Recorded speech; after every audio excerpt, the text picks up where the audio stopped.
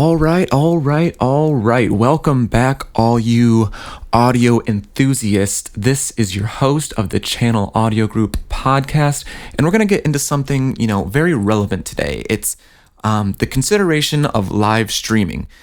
Now, 2020 has been quite the doozy, and Corona, lockdowns, quarantining, curfews, this can all really throw a wrench in your business. So we're going to get into why live streaming might be something you should consider.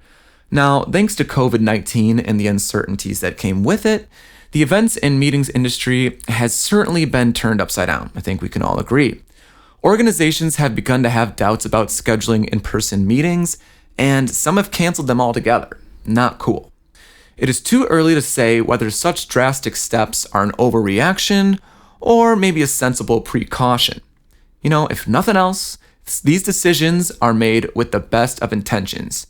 Still, that doesn't change the fact that the message of your meeting or event will be compromised.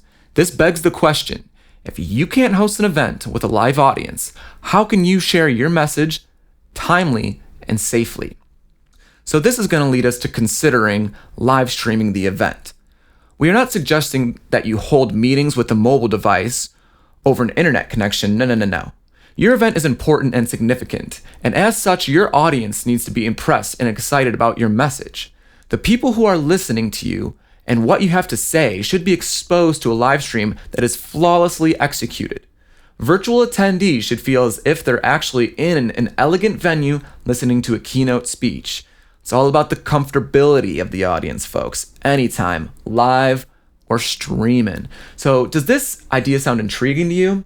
If so, we can probably consider the following. The thing that you're going to want to do, obviously, first is put a plan together, right? You can't just go willy-nilly, just like you wouldn't for a live event. You don't want to do it for a streamer. Now, as far as preparation goes, the quality of the live stream is going to be kind of the big deal. Technical aspects are the main priority in this case, but also the location and demographics of an audience will probably establish the amount of details and bandwidth you will need. So here's a couple things that you might need if you're going to try to do a little live stream. Cameras, that's kind of a given. You're not going to just rely on a single camera either. You won't be able to retain the audience's attention as they will only see your presentation from one angle, so you might want to bump it up to 2 or 3. Audio, this will make multiple speakers or panels. Based on a lot of people that are involved in this, the audio settings for each presenter may differ, but you're going to want a couple mics, let me tell you. Lighting. Now, you won't be able to retain an audience attention if they can't see you, so light that room up, baby. Now, the technology, we're in 2020, I think it's real high tech, and that's something you're going to want to get behind. You will need a video encoder and switcher in order to manage multiple cameras, formats, and graphics correctly. Now, the most important part after you plan it is you got to sell it, right? You got the product, you got the goods, now you just got to give it away. Now, as far as that goes, promotion and everything else, it is imperative to treat live event streams no differently than you would in an in-person live event. Your digital campaign should be customized to accommodate virtual attendees. Don't be afraid to send out reminders by email.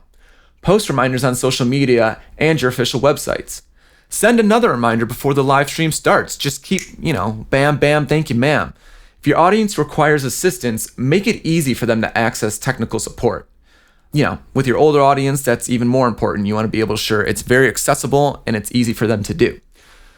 So next, after you're selling your meeting or your event, you're going to want to optimize the interaction. The basics just not going to cut it. If possible, encourage virtual interaction through questions and answer sessions. You can respond to each comment live during the event. Encourage the virtual audience to participate and not just watch. Now, there's a little thing that I like to say. It's called go hybrid or completely virtual. And let me kind of explain what that means. The best part about a hybrid event, it may be an audience's ability to learn all benefits presented to them. As such, you should do everything you can to engage with remote attendees. You may be wondering, how can you go about doing so? Well, I got the answers.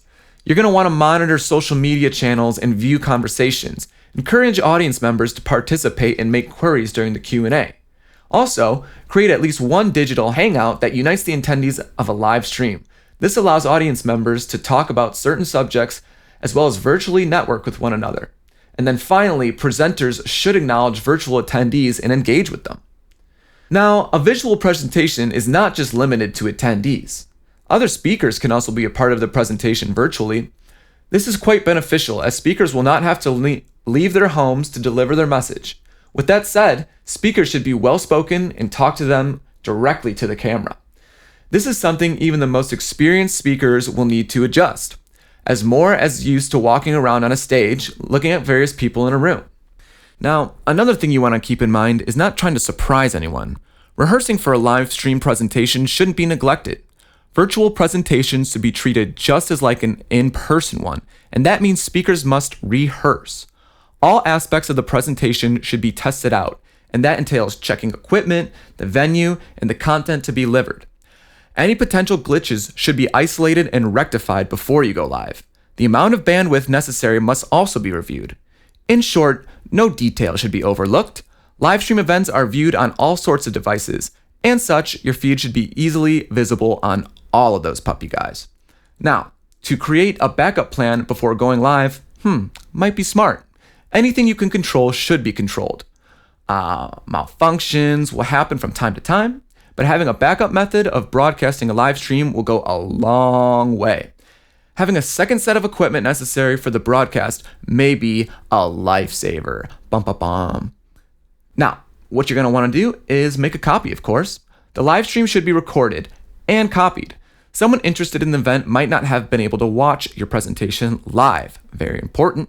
The recorded presentation, much like the live stream, must be memorable. The way you bring it to life must be flawless. Now, health concerns about COVID-19 shouldn't stop you from delivering your message. Sure, a live stream isn't the same thing as talking to people in a room. However, just because you can't speak to people in person doesn't mean your presentation needs to be straight up #canceled.